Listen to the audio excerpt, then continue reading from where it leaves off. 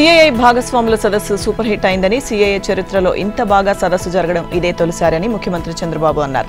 విశాఖలో 2 రోజులు జరిగిన సదస్సులో 613 ఎంఓయూలు చేసుకున్నామని, వాటి ద్వారా 13.25 లక్షల కోట్ల పెట్టుబడులు రాష్ట్రానికి రానున్నాయని తెలిపారు. ఎంఓయూలన్నీ నిబద్ధత గల పెట్టుబడిదారులతో చేసుకున్నవే అని, వీటన్నింటినీ 3 ఏళ్లలో 100% సాకారం చేస్తామని ధీమా వ్యక్తం చేశారు. 2 రోజుల సదస్సు ముగింపు సందర్భంగా శనివారం సీఎం మీడియాతో మాట్లాడారు. ఎంఓయూలు చేసుకున్న పరిశ్రమలకు వీలైనంత తొందరలోనే అన్ని అనుమతులు లభించేలా చేసి పరిశ్రమలు ప్రారంభమయ్యేలా చూస్తామని తెలిపారు. సదస్సుకు ముందు ప్రభుత్వం ఎంఓయూలు కుదుర్చుకునేందుకు భారీ కసరత్తు చేసిందని, కేంద్రం కూడా పూర్తి స్థాయిలో సహకరించిందని చంద్రబాబు తెలిపారు. భారీ పరిశ్రమలకు మౌలిక సౌకర్యాల కల్పనలో ఎలాంటి ఇబ్బందులు లేవన్నారు. పరిశ్రమలు వచ్చే కొద్దీ ఆర్థిక కార్యకలాపాలు పుంజుకుంటాయని, ప్రభుత్వానికి జీఎస్టీ ఇతర రూపాల్లో ఆదాయం వస్తుందని వివరించారు. పెట్టుబడిదారుల్లో విశ్వాసం పెంపొందించడంలో విశాఖ సదస్సు విజయవంతమైందని, ఏకంగా 4,975 మంది ప్రతినిధులు పాల్గొనడం ఒక రికార్డని అన్నారు. మొత్తం 41 సెషన్స్ నడిచాయని, తాను స్వయంగా 24 ద్వైపాక్షిక చర్చల్లో భాగస్వామిని అయ్యానని చెప్పారు. భవిష్యత్తు తరం పారిశ్రామికవేత్తలను తయారు చేయాలనే ఉద్దేశంతో 500 మంది విద్యార్థులను ఈ కార్యక్రమంలో భాగస్వాములను చేశామని, వారిని దృష్టిలో ఉంచుకునే రతన్ టాటా ఇన్నోవేషన్ హబ్లను ఏర్పాటు చేశామని తెలిపారు. ఇక రానున్న 2 ఏళ్లలో క్వాంటం కంప్యూటర్లను అమరావతి నుంచి ఉత్పత్తి చేస్తామన్నారు. కూటమి ప్రభుత్వం అధికారంలోకి వచ్చిన తర్వాత 17 నెలల కాలంలో 20 లక్షల కోట్ల పెట్టుబడులను ఆకర్షించగలిగామని చంద్రబాబు తెలిపారు. వీటి ద్వారా 16.31 లక్షల మందికి ఉపాధి కల్పించేందుకు అవకాశం ఉంటుందన్నారు. విశాఖ సదస్సు ద్వారానే 13.25 లక్షల కోట్ల పెట్టుబడులు రానున్నాయన్నారు. 2019-2024 ఓ బ్యాడ్ పీరియడ్, ఇండస్ట్రీని ప్రమోట్ చేయకపోయినా పర్వాలేదు కానీ వాటిని విధ్వంసం చేశారని అన్నారు. ఆర్టిఫిషియల్ ఇంటెలిజెన్స్ విప్లవం మనల్ని నడిపించకూడదని, మనమే ఏఐ విప్లవానికి నాయకత్వం వహిద్దామని మంత్రి లోకేష్ పిలుపునిచ్చారు. సిఐఐ భాగస్వామ్య సదస్సులో భాగంగా 2వ రోజైన శనివారం ఏఐ ఉద్యోగాలు, భవిష్యత్తు అంతరాలను, అవకాశాలను మార్చడం అనే అంశంపై నిర్వహించిన సెషన్లో మంత్రి కీలకోపన్యాసం చేశారు. ఏఐ విప్లవంలో భాగస్వాములు అయ్యేందుకు 3 విధాలుగా సన్నద్దమవుదామని పిలుపునిచ్చారు. రీస్కిల్లింగ్, రీడిఫైనింగ్, రీఇమేజినింగ్ అని 3 R ఫార్ములాలను కూడా ఆయన ప్రతిపాదించారు. ఇక మనుషుల్లో అసమానతలకు ఏఐ కారణం కాకూడదని, వాటిని తొలగించే వారధి కావాలని లోకేష్ ఆకాంక్షించారు. ఏఐ కారణంగా రానున్న రోజుల్లో ఉద్యోగాల కోత వంటి భయాలు అవసరం లేదని, దీనివల్ల ఉత్పన్నమవుతున్న ప్రశ్నలు, భయాలకు వచ్చే 5 ఏళ్లలో ఏపీ ఒక సమాధానంగా నిలుస్తుందని స్పష్టం చేశారు. కార్యక్రమంలో AI is ready for agentic AI అనే నివేదికను ఆవిష్కరించారు. అనంతరం రానున్న 5 ఏళ్లలో 30,000 మంది యువతకు నైపుణ్యాలను పెంపొందించే లక్ష్యంతో భారత్ బయోటెక్ ఇంటర్నేషనల్, సిఐఐ భాగస్వామ్యంతో విజయవాడలో మోడల్ కెరీర్ సెంటర్ ఏర్పాటుపై ఎంఓయూ చేసుకున్నారు. క్వాంటం రంగంలో ప్రపంచంలోనే భారత్ టాప్లో నిలుస్తుందని, ఈ రంగంలో మెరుగైన అవకాశాలను అందిపుచ్చుకునేందుకు రాష్ట్రం సంసిద్ధంగా ఉందని లోకేష్ అన్నారు. ఆత్మనిర్భర్ క్వాంటం ఆంధ్రప్రదేశ్ స్వదేశీ క్వాంటం స్టాక్ నిర్మాణం అనే అంశంపై నిర్వహించిన చర్చలో మంత్రి మాట్లాడారు. ఇక క్వాంటం కంప్యూటర్, అలాగే సాఫ్ట్వేర్ డెవలప్మెంట్, టాలెంట్, నమ్మకం అనే 4 పిల్లర్లపై అమరావతి క్వాంటం వ్యాలీ ఆధారపడి ఉందని చెప్పారు. ఈ సందర్భంగా క్వాంటం పాలసీ 2025ను ఆవిష్కరించారు. ఏపీకి పెట్టుబడుల ప్రవాహం వెల్లువెత్తింది. విశాఖలో శుక్ర శనివారాల్లో సిఐఐ నిర్వహించిన 30వ పారిశ్రామిక భాగస్వామ్య సదస్సు ఇందుకు వేదికైంది. 13,25,716 కోట్ల పెట్టుబడులు పెట్టేందుకు వివిధ పారిశ్రామిక సంస్థలు రాష్ట్ర ప్రభుత్వంతో ఏకంగా 613 అవగాహన ఒప్పందాలు చేసుకున్నాయి. ఇవి సాకారమైతే 16,31,188 మందికి ఉద్యోగాలు లభిస్తాయి. సహజంగా సదస్సు ప్రారంభమయ్యాక పారిశ్రామికవేత్తలు ఒప్పందాలు చేసుకుంటారు. కానీ విశాఖ సదస్సుకు ఒకరోజు ముందే గురువారం సీఎం చంద్రబాబు సమక్షంలో 35 సంస్థలు 3,65,304 కోట్ల విలువైన పెట్టుబడులకు ఎంఓయూలు కుదుర్చుకోవడం గమనార్హం. అన్నిటికీ మించి ఒప్పందాలు చేసుకున్న వెంటనే ఆయా పారిశ్రామిక సంస్థలకు ప్రోత్సాహకాలిస్తూ ప్రభుత్వం తక్షణమే ఉత్తర్వులు జారీ చేయడం పారిశ్రామికవేత్తల్లో ఉత్తేజాన్ని నింపింది. ఈ స్పీడ్ ఆఫ్ డూయింగ్ బిజినెస్ విధానం వారిలో సంతృప్తితో పాటు నమ్మకాన్ని కూడా పెంచింది. తెలంగాణ మంత్రివర్గ సమావేశం రేపు జరగనుంది. ఇప్పటికే ఈ భేటీలో చర్చించే ఎజెండాకు సంబంధించిన సమాచారాన్ని అందుబాటులో ఉంచాలని అన్ని శాఖల ముఖ్య కార్యదర్శులను సిఎస్కే రామకృష్ణారావు ఆదేశించారు. కేబినెట్లో ప్రధానంగా స్థానిక సంస్థల ఎన్నికలపై చర్చించనున్నారు. స్థానిక ఎన్నికల్లో బీసీలకు 42% రిజర్వేషన్లు కల్పిస్తూ ప్రభుత్వం జారీ చేసిన జీవోపై హైకోర్టు స్టే ఇచ్చింది. దీంతో నవంబర్లో జరగాల్సిన ఎంపీటీసీ, జెడ్పీటీసీ ఎన్నికలను రాష్ట్ర ఎన్నికల కమిషన్ వాయిదా వేసింది. ఈ నేపథ్యంలో స్థానిక సంస్థల ఎన్నికలపై ఎలా ముందుకు వెళ్లాలన్న దానిపై మంత్రులతో సీఎం చర్చించనున్నారు. మంత్రుల అభిప్రాయాలు, న్యాయ నిపుణుల సలహాలు తీసుకుని స్థానిక సంస్థల ఎన్నికలపై నిర్ణయం ప్రకటిస్తామని శుక్రవారం సీఎం రేవంత్ తెలిపారు. అయితే రిజర్వేషన్ల పెంపు జోలికి వెళ్లకుండా పార్టీ పరంగా బీసీలకు 42% సీట్లను కేటాయిస్తూ ముందుకు వెళ్లడమే ప్రస్తుతం పార్టీ ముందున్న మార్గమని నిపుణులు చెబుతున్నారు. కాంగ్రెస్ పెద్దలు, ప్రభుత్వ అధినేతలు కూడా ఇదే దిశగా యోచిస్తున్నట్టు తెలుస్తోంది. అదే జరిగితే బీసీలకు 42% రిజర్వేషన్లు పెంచుతూ జారీ చేసిన జీవో 9ను ప్రభుత్వం నిలుపుదల చేయక తప్పదని అంటున్నారు. దీంతో ప్రస్తుతం స్థానిక సంస్థలో బీసీలకు అమలవుతున్న రిజర్వేషన్ల కోటానే వర్తింపచేసే అవకాశాలున్నాయి. దీనిపై కేబినెట్ నుంచి ఏదైనా నిర్ణయం వెలువడుతుందని భావిస్తున్నారు. తెలంగాణలో పెట్టుబడులు పెట్టడానికి Vin group Asia CEO Pham Sanh Chau ఆసక్తి వ్యక్తం చేశారు. తెలంగాణలో కీలక ప్రాజెక్టులను స్థాపించడానికి సంసిద్ధత వ్యక్తం చేశారు. శనివారం ఢిల్లీలో సీఎం రేవంత్ ను సాంచో కలిశారు. ఎలక్ట్రిక్ వాహనాల తయారీ యూనిట్లు, బ్యాటరీ విద్యుత్ నిల్వ యూనిట్లను ఏర్పాటు చేసేందుకు విన్ గ్రూప్ ఆసక్తిగా ఉందని చెప్పారు. రాష్ట్ర ప్రభుత్వం ప్రతిష్టాత్మకంగా చేపట్టిన భారత్ ఫ్యూచర్ సిటీలో పెట్టుబడులు పెడతామని తెలిపారు. ఈ సందర్భంగా డిసెంబర్ 8, 9 తేదీల్లో జరగనున్న తెలంగాణ రైజింగ్ గ్లోబల్ సమ్మిట్ 2025లో పాల్గొనాలని ఫామ్ సాంచోతో విన్ గ్రూప్ చైర్మన్ ఫామ్ వూంగ్లను రేవంత్ ఆహ్వానించారు. జూబ్లీహిల్స్ ఉప ఎన్నికలో కాంగ్రెస్ ఘన విజయంపై ఆ పార్టీ అధిష్టానం హర్షం వ్యక్తం చేసింది. రాష్ట్ర పార్టీ నేతల పనితీరును అభినందించింది. శనివారం ఢిల్లీలోని సోనియా గాంధీ నివాసంలో అగ్రనేత రాహుల్ గాంధీని CM Revanth Reddy, PCC chief Mahesh Goud, ఉప ముఖ్యమంత్రి భట్టి విక్రమార్క, కాంగ్రెస్ రాష్ట్ర వ్యవహారాల ఇన్ఛార్జ్ మీనాక్షి నటరాజన్, జూబ్లీహిల్స్ కొత్త ఎమ్మెల్యే నవీన్ యాదవ్ కలిశారు. నవీన్ యాదవ్ను రాహుల్కు రేవంత్ పరిచయం చేశారు. ఈ సందర్భంగా బీఆర్ఎస్ సిట్టింగ్ స్థానంలో కాంగ్రెస్ విజయం సాధించడం శుభపరిణామం, అభినందనీయమని రాహుల్ అన్నారు. గుడ్, ఇదే స్ఫూర్తితో ముందుకు వెళ్లండి. స్థానిక సంస్థల్లోనూ విజయబావుట ఎగరవేయండి. జీహెచ్ఎంసీ ఎన్నికలపై ప్రత్యేక శ్రద్ధ పెట్టండి. అన్ని మున్సిపాలిటీల్లో విజయానికి ప్రణాళికలు సిద్ధం చేయండి రాహుల్ సూచించారు. ఇక రేవంత్, మహేష్, భట్టి, నవీన్ ఒకే కారులో పార్టీ సంస్థాగత ప్రధాన కార్యదర్శి కేసీ వేణుగోపాల్ నివాసానికి వెళ్లి కలిశారు. ఉప ఎన్నికలో విజయం, రాష్ట్ర రాజకీయాలు, డీసీసీ అధ్యక్షుల నియామకం, స్థానిక సంస్థల ఎన్నికలు తదితర అంశాలపై 45 నిమిషాల పాటు చర్చించారు. తర్వాత ఏఐసీసీ అధ్యక్షుడు మల్లికార్జున ఖర్గేను ఆయన నివాసానికి వెళ్లి కలిశారు. కేసీతో చర్చించిన అంశాలను ఖర్గేకు వివరించారు. కార్యకర్తలకు కాంగ్రెస్ పార్టీనే ప్రథమమని, ఆ స్ఫూర్తితో ముందుకు వెళ్లడం వల్లే జూబ్లీహిల్స్లో ఘన విజయం సాధ్యమైందని రేవంత్ బృందాన్ని అభినందించారు. ఖర్గే నివాసం నుంచి బయటకు వచ్చిన తర్వాత భట్టి విక్రమార్క, నవీన్ యాదవ్తో కలిసి మహేష్ గౌడ్ మీడియాతో మాట్లాడారు. జూబ్లీహిల్స్లో భారీ మెజారిటీతో యావత్ తెలంగాణ కాంగ్రెస్ పార్టీతోనే ఉందనే సందేశాన్ని ఇచ్చిందన్నారు. ఎంఐఎం మద్దతు, డబ్బులతో కాంగ్రెస్ గెలిచిందన్న కేంద్ర మంత్రి కిషన్ రెడ్డి వ్యాఖ్యలు ఆయన అవివేకానికి నిదర్శనమన్నారు. బీజేపీ అభ్యర్థికి డిపాజిట్ కూడా దక్కించలేని కిషన్ రెడ్డి మాట్లాడడం హాస్యాస్పదంగా ఉందన్నారు. మాజీ ముఖ్యమంత్రి కేసీఆర్తో మాజీ మంత్రి బీఆర్ఎస్ వర్కింగ్ ప్రెసిడెంట్ కేటీఆర్ భేటీ అయ్యారు. సిద్దిపేట జిల్లా మర్కుక్ మండలం ఎర్రవెల్లిలోని ఫామ్ హౌస్లో శనివారం సాయంత్రం భేటీ అయిన కేటీఆర్ పలు అంశాలపై కేసీఆర్తో చర్చించినట్లు తెలుస్తోంది. ముఖ్యంగా జూబ్లీహిల్స్ ఉప ఎన్నికలో ఓటమికి కారణాలపై చర్చించినట్లు తెలుస్తోంది. ఇక ఈ సందర్భంగా పార్టీ శ్రేణుల కష్టాన్ని, అధికార కాంగ్రెస్ పార్టీ దౌర్జన్యాన్ని వివరించినట్లు సమాచారం. అలాగే కవిత ఇటీవల పార్టీ నాయకులపై చేస్తున్న కామెంట్స్ పై సైతం చర్చించినట్లు తెలిసింది. ఆమె వ్యాఖ్యలతో పార్టీకి జరుగుతున్న నష్టంపై చర్చ సాగినట్లు సమాచారం. త్వరలోనే పార్టీకి పూర్తి స్థాయి కమిటీని ఏర్పాటు చేసే దిశగా ఆలోచన చేసినట్టు తెలుస్తోంది. దాదాపు 4.5 గంటల పాటు కేసీఆర్, కేటీఆర్ భేటీ సాగినట్టు తెలిసింది. ఇక పార్టీ భవిష్యత్ కార్యాచరణపైన ఆలోచన చేసినట్లు సమాచారం. జూబ్లీహిల్స్ ఉప ఎన్నికలో హరీష్ రావు బీఆర్ఎస్ పార్టీని మోసం చేశారని తెలంగాణ జాగృతి అధ్యక్షురాలు కల్వకుంట్ల కవిత ఆరోపించారు. మోసం చేయడం, బీఆర్ఎస్ ఓడిపోగానే పార్టీ ఓటమికి తాను కారణం కాదని తప్పించుకోవడం హరీష్ నైజమని దుయ్యబట్టారు. ఆయన గురించి గట్టిగా మాట్లాడితేనే తనను బయటకు పంపారని చెప్పారు. పైగా తండ్రి మరణించడం వల్లనే ఎన్నికల ప్రచారంలో హరీష్ పాల్గొనలేదని, లేకపోతే ఆయన ఈల వేస్తే విజయం వచ్చిపడేదని ఆయన భజన పరులు ప్రచారం చేస్తున్నారని విమర్శించారు. ఇంటి దొంగను ఈశ్వరుడైనా పట్టలేడు కదా అని వ్యాఖ్యానించారు. ఉప ఎన్నికల్లో అనేక కుట్రలు జరిగాయని, సమయం వచ్చినప్పుడు వాటిని బయటపెడతానని కవిత చెప్పారు. 2 రోజులుగా మెదక్ జిల్లాలో జాగృతి జనంబాట నిర్వహించిన కవిత శనివారం చిన్నశంకరంపేటలో మాజీ సీఎం కేసీఆర్ ప్రారంభించిన మొట్టమొదటి అమరవీరుల స్తూపానికి నివాళులర్పించారు. హవేలీ ఘన్పూర్ మండలం ధూప్ సింగ్ కూచన్పల్లిలో రైతులతో మాట్లాడారు. పోలంపల్లిలోని కేవల్ కిషన్ సమాధి వద్ద నివాళులర్పించారు. అనంతరం మెదక్లో విలేకరులతో మాట్లాడారు. కాంగ్రెస్ ప్రభుత్వంపై ప్రజల్లో తీవ్ర వ్యతిరేకత ఉన్నా జూబ్లీహిల్స్ ఉప ఎన్నికల్లో బీఆర్ఎస్ అభ్యర్థిపై అంత భారీ మెజారిటీ రావడానికి కారణం బీఆర్ఎస్ నేతలు కేవలం సోషల్ మీడియాకు పరిమితం కావడమేనని అన్నారు. కేటీఆర్ ట్విట్టర్ వీడి బయటకొచ్చి ప్రజాక్షేత్రంలో పనిచేయాలని సూచించారు. పార్టీకి తాము కృష్ణార్జులమని బిల్డప్లిస్తూ ఒకరి జబ్బా ఒకరు చరుచుకుంటున్నారని, అంతే తప్ప క్షేత్రస్థాయిలో పనిచేయడం లేదని కేటీఆర్ హరీష్ రావులను ఉద్దేశించి ఎద్దేవా చేశారు. ఉప ఎన్నికల ఫలితాల తర్వాత వేలాది మంది బీఆర్ఎస్ శ్రేణులు తమను సంప్రదిస్తున్నారని, జాగృతిలో చేరి పనిచేస్తామని ఫోన్లు చేస్తున్నారని తెలిపారు. బీఆర్ఎస్ నేతలు ఆస్తులు పెంచుకున్నారని, కానీ క్యాడర్ను పెంపొందించుకునే ఉద్దేశం వారికి లేదని ఆరోపించారు.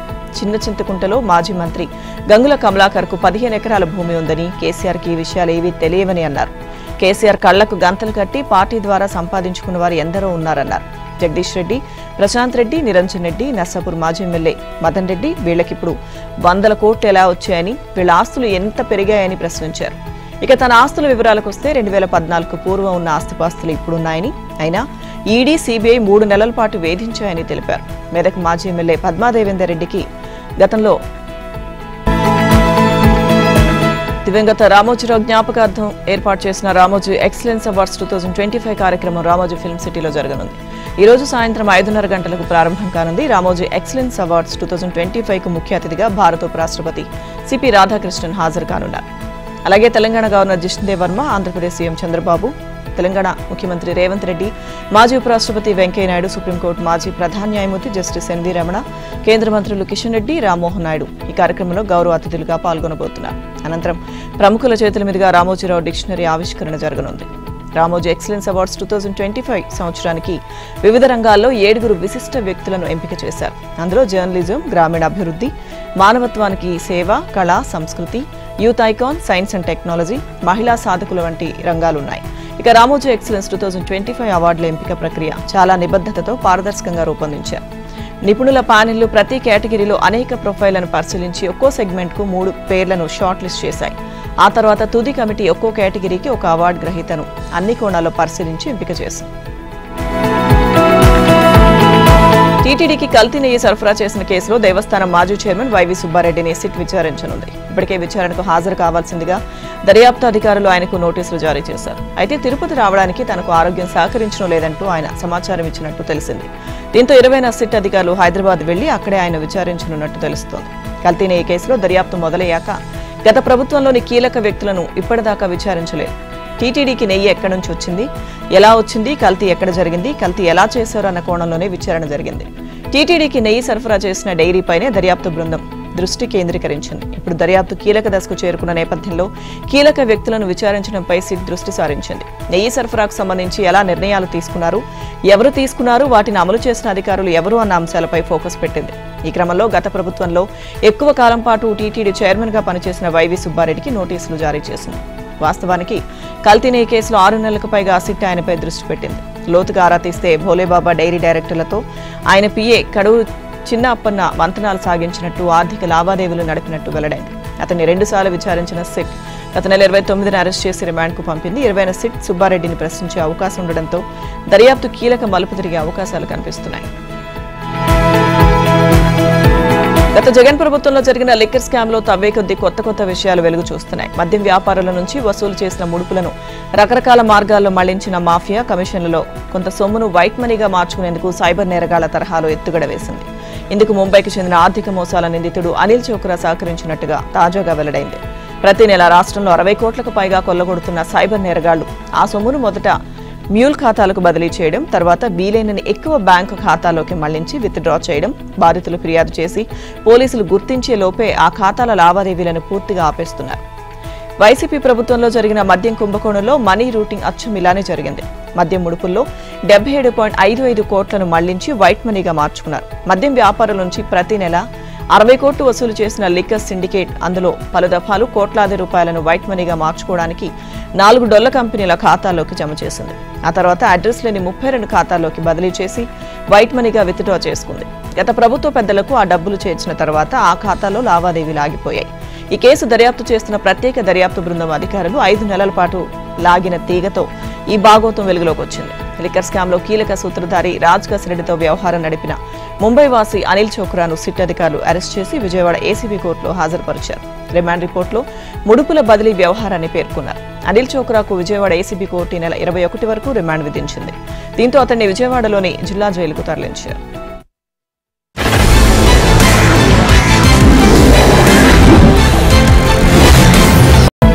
అన్నమయ్య జిల్లా మదనంపల్లిలో వెలుగు చూసిన కిడ్నీ రాకెట్ కేసులో మిస్టరీ వీడింది. డయాలసిస్ కేంద్రాల్లో పనిచేసే 2 మేనేజర్లు, విశాఖ ప్రాంతానికి చెందిన 2 మధ్యవర్తులతో అన్నమయ్య జిల్లా టీసీహెచ్ఎస్ బెంగళూరుకు చెందిన కిడ్నీ మార్పిడి డాక్టర్లు దీనిలో కీలక పాత్ర పోషించినట్లు గుర్తించారు. ఈ క్రమంలో 6గురిని అరెస్ట్ చేసి వారి నుంచి 6 సెల్ ఫోన్లు స్వాధీనం చేసుకున్నారు. మరో 8 మంది నిందితులను గుర్తించారు. ఈ కేసులో కీలకంగా మారిన బెంగళూరుకు చెందిన వైద్యుడు పరారీలో ఉన్నారు.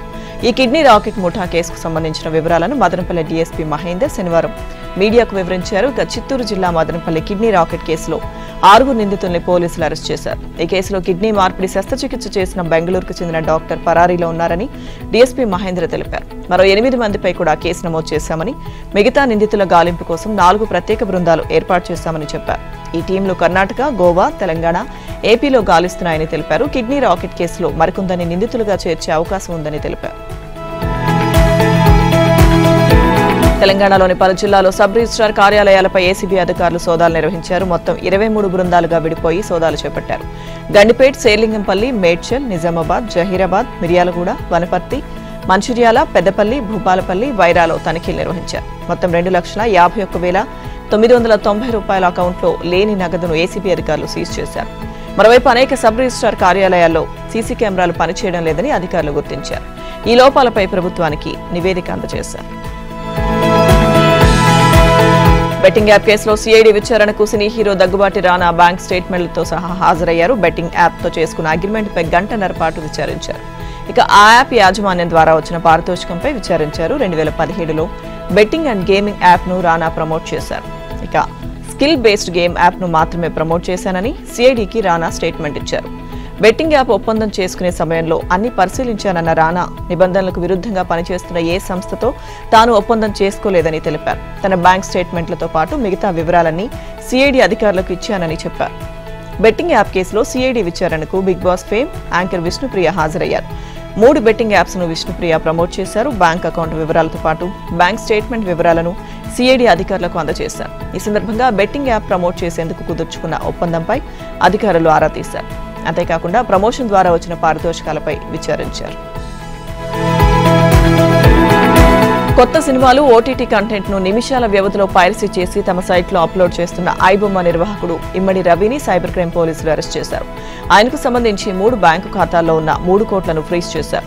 కొత్త సినిమాలను థియేటర్స్ లో ప్రదర్శించే సమయంలోనే రికార్డ్ చేసి వాటిని ఐబొమ్మ వెబ్సైట్ లో పెడుతున్నారని, పైరసీ కారణంగా 2023లో భారత సినీ పరిశ్రమకు 22,400 కోట్లు నష్టం వాటిల్లగా ఒక్క తెలుగు సినీ పరిశ్రమే 2024లో 3,700 కోట్లు నష్టపోయిందని Telugu film industry anti piracy team Hyderabad cyber crime పోలీసులకు ఫిర్యాదు చేసింది. ఇక ఈ కేసును ఛాలెంజింగ్ గా తీసుకున్న సైబర్ క్రైమ్ అధికారులు దర్యాప్తు చేసి పైరసీ ముఠాకు చెందిన 5 కీలక నిందితులను అరెస్ట్ చేశారు. వారి నుంచి భారీ సంఖ్యలో పైరేటెడ్ సీడీలను స్వాధీనం చేసుకున్నారు. ముఠాలో కీలక వ్యక్తి పట్నాకు చెందిన అశ్విని కుమార్ ఇతర నిందితులు ఇచ్చిన సమాచారం మేరకు ఐబొమ్మ అడ్మిన్ ఇమ్మడి రవికి సంబంధించిన వివరాలను రాబట్టారు.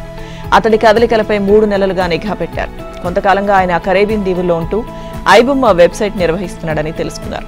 ఇటీవల ఆయన ఫ్రాన్స్ నుంచి కుకట్పల్లిలోని ఇంటికి వచ్చినట్లు గుర్తించారు. వెంటనే దాడి చేసి అరెస్ట్ చేశారు. అనంతరం నాంపల్లి కోర్టుకు తరలించారు. అతడి నుంచి పోలీసులు కీలక సమాచారం సేకరించారు. అతడికి సహకరించిన నెట్వర్క్ లో ఉన్న మరికొందరి పేర్లు బయటకొచ్చే అవకాశం ఉన్నట్టు తెలుస్తోంది. త్వరలో మరికొన్ని అరెస్టులు జరిగే అవకాశం ఉన్నట్టు సమాచారం.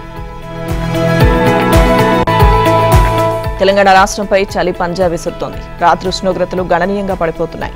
సాయంకాలం 5 గంటలు దాటితే ఇళ్ల నుంచి బయటకు రావడానికి భయపడుతున్నారు. శీతల గాలుల ప్రభావంతో హైదరాబాద్ శివారు ప్రాంతాలతో పాటు రాష్ట్రంలో పలుచోట్ల రాత్రి పగలు తేడా లేకుండా ప్రజలంతా వణికిపోతున్నారు. 4-5 రోజులుగా గ్రేటర్ హైదరాబాద్ పరిధిలో ఉష్ణోగ్రతలు పడిపోతుండటంతో నగరవాసులు ఉదయం బయటకు వచ్చేందుకు గజగజలాడుతున్నారు. తెల్లవారుజామున పొగమంచు కప్పేయడంతో రహదారులు కనిపించక వాహనదారులు ముందుకు వెళ్లేందుకు ఇబ్బందులు ఎదుర్కొంటున్నారు. ఉత్తర ఈశాన్య దిశల నుంచి ఉపరితల గాలులు గంటకు 4 నుంచి 6 కిలోమీటర్ల వేగంతో వీచే అవకాశాలుంటాయి. ఆదిలాబాద్ జిల్లా పరిసర ప్రాంతాలను శనివారం దట్టమైన పొగమంచు కప్పేసింది. వచ్చే 2-3 రోజుల్లో రాష్ట్రంలోని కొన్ని ప్రాంతాల్లో రాత్రి ఉష్ణోగ్రతలు సాధారణ స్థాయి కంటే 3 నుంచి 4 డిగ్రీలు తక్కువగా ఉండే అవకాశం ఉందని హైదరాబాద్ వాతావరణ కేంద్రం హెచ్చరించింది. శ్రీలంక సమీపాన నైరుతి బంగాళాఖాతంలో శనివారం అల్పపీడనం ఏర్పడింది. ఇది పశ్చిమ వాయువ్యంగా పయనించి తమిళనాడు వైపు వెళ్లనుంది. దీని ప్రభావంతో బంగాళాఖాతం నుంచి తూర్పు గాలులు తమిళనాడు, దానికి ఆనుకుని దక్షిణ కోస్తా, రాయలసీమ వైపు వీస్తున్నాయి. ఆదివారం దక్షిణ కోస్తా, రాయలసీమలో పలుచోట్ల తేలికపాటి నుంచి మోస్తరు వర్షాలు కురుస్తాయి. సోమవారం నెల్లూరు, తిరుపతి జిల్లాలో అతి భారీ, ప్రకాశం, చిత్తూరు, అన్నమయ్య జిల్లాలో అక్కడక్కడ భారీ వర్షాలు, 18వ తేదీన నెల్లూరు, తిరుపతి, చిత్తూరు జిల్లాలో భారీ వర్షాలు కురుస్తాయని వాతావరణ శాఖ తెలిపింది. బీహార్ అసెంబ్లీ ఎన్నికల్లో ఎన్డీఏ అంచనాలకు మించి 202 సీట్లు సాధించింది. మహాగఠబంధన్ కూటమి దారుణంగా చతికిలపడింది. ఇటీవల బీహార్లో చేపట్టిన ఓటర్ల జాబితా ప్రత్యేక సవరణ కూడా ఈ ఫలితాలకు కారణమని విశ్లేషిస్తూ ది క్వింట్ కథనాన్ని ప్రచురించింది.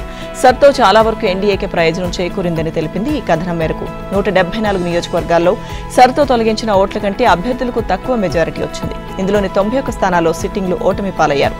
వీటిలో గతంలో మహాగఠబంధన్ గెలుచుకునేవి 75 కాగా ఎన్డీఏ గెలుచుకునేవి 14 మాత్రమే. ఇతర చిన్న పార్టీలు గెలిచినవి 2 స్థానాలు. అదే ఈసారి మహాగఠబంధన్ కు 15 మాత్రమే వస్తే ఎన్డీఏ 75 సీట్లను గెలుచుకుంది. ఇతరులకు 1 సీటే దక్కింది. అంటే సర్తో ఓట్లు తొలగించిన నియోజకవర్గాల్లో చాలా వరకు ఎన్డీఏను చేజిక్కించుకుందని విశ్లేషకులు తెలియజేశారు. ఢిల్లీ పేలుడు ఘటనకు సంబంధించి మరో సీసీ ఫుటేజ్ ఇప్పుడు సంచలనంగా మారింది. ఎర్రకోట సిగ్నల్ వద్ద కారు పేలుడు తర్వాత ఒక్కసారిగా మంటలు చెలరేగాయి. ఒక్కసారిగా వాహనాలని చెల్లాచెదురుగా పడిపోవడంతో పాటు కొంతమంది కార్లలో ఇరుక్కుపోయారు. తీవ్ర గాయాలతో సాయం కోసం ఆర్తనాదాలు పెడుతున్న వీడియోలు ఇప్పుడు వైరల్ గా మారాయి. ఇదిలా ఉంటే కారు పేలుడులో 2 కేజీల అమోనియం నైట్రేట్ ఉపయోగించినట్లుగా ఎఫ్ఎస్ఎల్ అధికారులు గుర్తించారు. జమ్మూ కాశ్మీర్లోని నౌగావ్ పోలీస్ స్టేషన్లో శుక్రవారం రాత్రి చోటు చేసుకున్న పేలుళ్లో మృతుల సంఖ్య 9కి పెరిగింది. ఇటీవల బయటపడిన ఫరీదాబాద్ ఉగ్రవాద మాడ్యూల్పై దర్యాప్తు జరుపుతున్న పోలీస్ ఇన్స్పెక్టర్ ఇస్రార్ అహ్మద్ షా ఒక నాయబ్ తహసీల్దార్తో కలిపి మొత్తం 9 మంది మరణించారని 32 మంది గాయపడ్డారని జమ్మూ కాశ్మీర్ డీజీపీ నళిని ప్రభా తెలిపారు. బాధితుల్లో అధికంగా పోలీస్ ఫోరెన్సిక్ అధికారులే ఉన్నట్లు చెప్పారు. ఘటన వెనుక ఉగ్రవాద కోణం లేదని కేంద్రం ప్రకటించింది. ఘటనపై జమ్మూ కాశ్మీర్ ఎల్జీ దర్యాప్తుకు ఆదేశించారు. ఐపీఎల్ 2026 మినీ వేలానికి ముందు ఫ్రాంచైజీలు కీలక నిర్ణయాలు తీసుకున్నాయి. ఫామ్ లో ఉన్న ప్లేయర్స్ ను అట్టిపెట్టుకున్నాయి. భారం అనుకున్న ప్లేయర్లను వేలానికి వదిలేశాయి. అడ్వాంటేజ్ అవుతారనుకున్న ఆటగాళ్లను ట్రేడ్ డీల్ తో దక్కించుకున్నాయి. అభిమానులు ఎక్స్పెక్ట్ చేసినట్టుగానే చెన్నై సూపర్ కింగ్స్ నుంచి రాజస్థాన్ రాయల్స్ లోకి రవీంద్ర జడేజా, శామ్ కరణ్ వెళ్లారు. ఇక రాజస్థాన్ రాయల్స్ నుంచి సంజు శాంసన్ ను చెన్నై సూపర్ కింగ్స్ ట్రేడ్ చేసుకుంది. గత సీజన్ లో జడ్డూను సీఎస్కే 18 కోట్లకు అట్టిపెట్టుకుంది. అయితే ఇప్పుడు ఆర్ఆర్లోకి 14 కోట్లకి వెళ్లాడు. క్యాష్ డీల్ తో జడేజా ధర 4 కోట్లు తక్కువైంది. రాజస్థాన్ రాయల్స్ కు జడ్డూనే కెప్టెన్ అవుతాడనే చర్చ జరుగుతోంది. కెప్టెన్సీ రేస్ లో ఎస్ఎస్వి జైస్వాల్, రియాన్ పరాగ్ అలాగే ధ్రువ్ పేరు కూడా వినిపిస్తున్నాయి. ఇక వికెట్ కీపర్ సంజు శాంసన్ ఇకపై చెన్నై సూపర్ కింగ్స్ జెర్సీలోనే బరిలో దిగబోతున్నాడు. సీఎస్కే ఈసారి 11 మందిని వదిలేగా ట్రేడ్ డీల్లో శామ్ కరణ్ ను రాజస్థాన్ రాయల్స్ తీసుకుంది. ఇక డీసీ దగ్గర ఇంకా 21.80 లక్షలున్నాయి. గుజరాత్ టైటన్స్ నుంచి వెళ్లిపోయిన ప్లేయర్స్ జాబితాలో షెర్ఫానీ, రుథర్ఫర్డ్ అలాగే మహిపాల్ లోమ్రోర్, గెరాల్ కోయడ్జీ ఉన్నారు. ఇంకా జీటీ దగ్గర 12.90 లక్షలున్నాయి. మొత్తంగా 10 ఫ్రాంచైజీలు వ్యూహాత్మకంగా వ్యవహరించే ఐపీఎల్ వేలం వచ్చే నెల 16న జరగబోతోంది.